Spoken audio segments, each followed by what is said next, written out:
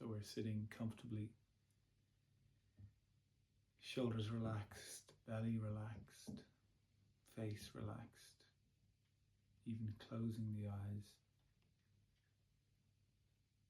And this closing of the eyes is an invitation inward, an invitation into the inner experience.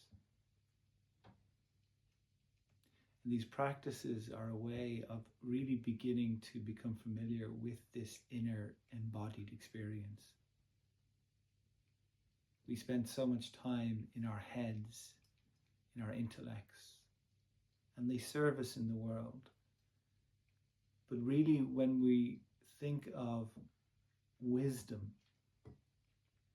wisdom is an embodied experience.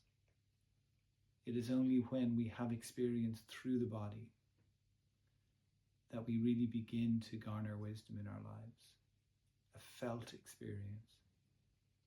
So as you close your eyes, as you notice your breath,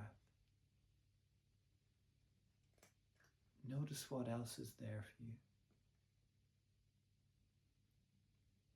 Whatever feeling or sensation, notice what you're hearing.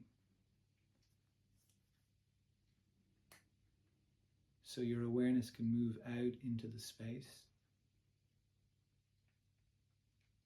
even noticing the sound that is the furthest away from you.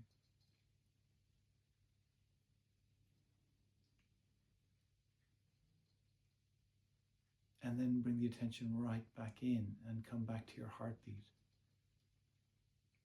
Can you find your heartbeat?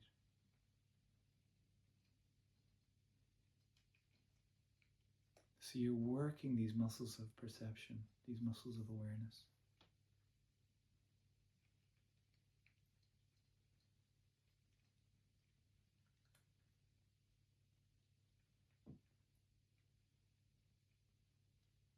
Keep coming back to the breath.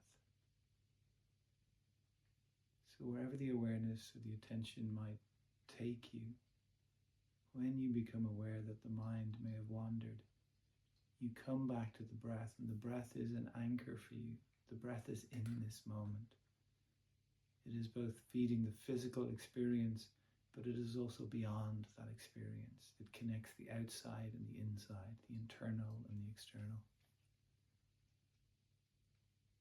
It is rooted in this body experience, and the body is the vehicle by which we are here in this moment. It is what anchors us to this very moment. This idea that all there is this moment. And I know the mind can come into conceptual ideas of past and future, but letting yourself simply rest in the moment without getting involved with the mind, coming back to the simplicity of the breath, coming back to the simplicity of the felt experience.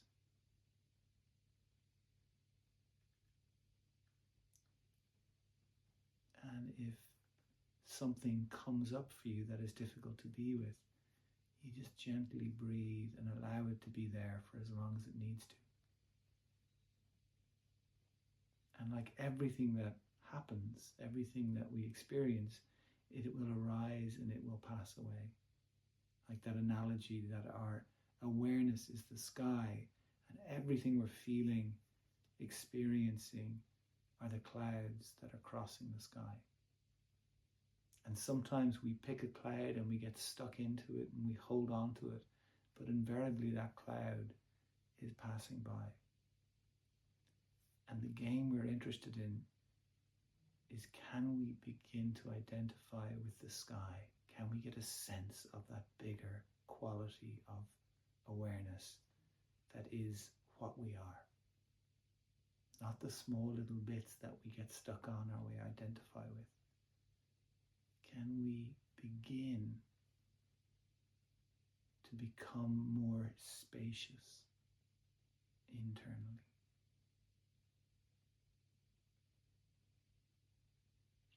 Another good analogy is if you were to put a teaspoon of salt in a glass of water and drink it, that would be very, very salty water. But if it was an ocean of water, would you taste that teaspoon of salt?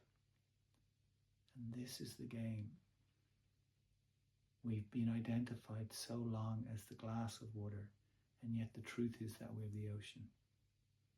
And these type of practices are the way in which we begin to glimpse, sense, feel that there is something bigger within us, waiting to be unveiled, waiting to be revealed. So stay with your breath. Be kind in your awareness of your breath. Be gentle toward yourself in this practice. There's no rush, there's no right or wrong. When the mind wanders and you become aware, gently come back to the breath and sit for as long as you have this morning.